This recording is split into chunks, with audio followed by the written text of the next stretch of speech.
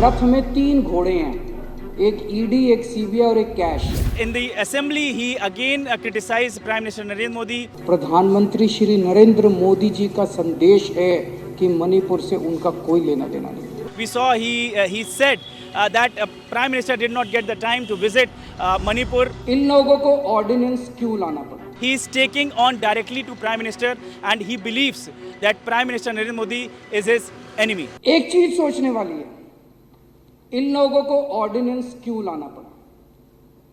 इन लोगों को ऑर्डिनेंस इसलिए लाना पड़ा क्योंकि अब इन्होंने दिल्ली नहीं पूरे देश के अंदर कत्लेआम मचा रखा। आज अगर मनीष सिसोदिया और सतिंदर जैन अगर इनकी पार्टी में शामिल हो जाएं, कल बेल हो जाएगी। और मेरा दिल कहता है आने वाले लोकसभा चुनाव के अंदर 7 सीटें दिल्ली में बीजेपी हार रही है और ये वाला चुनाव दिल्ली को पूर्ण राज्य दिलाने का के मुद्दे के ऊपर ये वाला चुनाव। मैं ये पूछना चाहता हूं कि एक देश का प्रधानमंत्री एक पिता के समान होता है सबके लिए।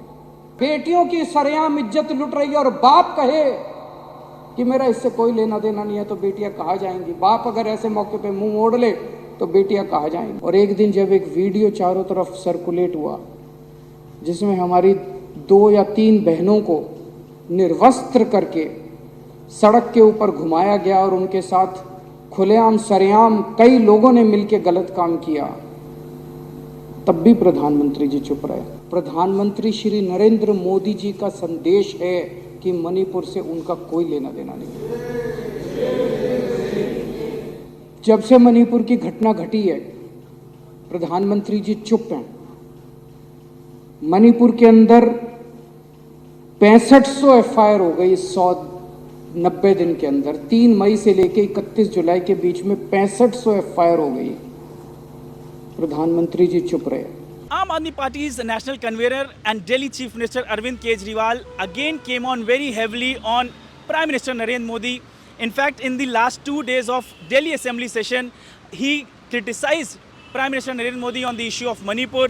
We saw he said that Prime Minister did not get the time to visit Manipur at the time when the violence was happening. Large number of FIRs are registered, many people injured and many people lost their lives. In fact, in the assembly, he again criticized Prime Minister Narendra Modi specifically, and he said that the way the Delhi ordinance has come, definitely it will create a ruckus in the national capital.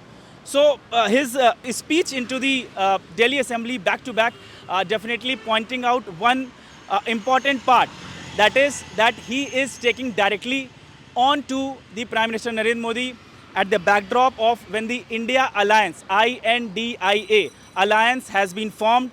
Yesterday we saw Bihar Chief Minister Mr. Nitish Kumar had come, but he did not get the time to visit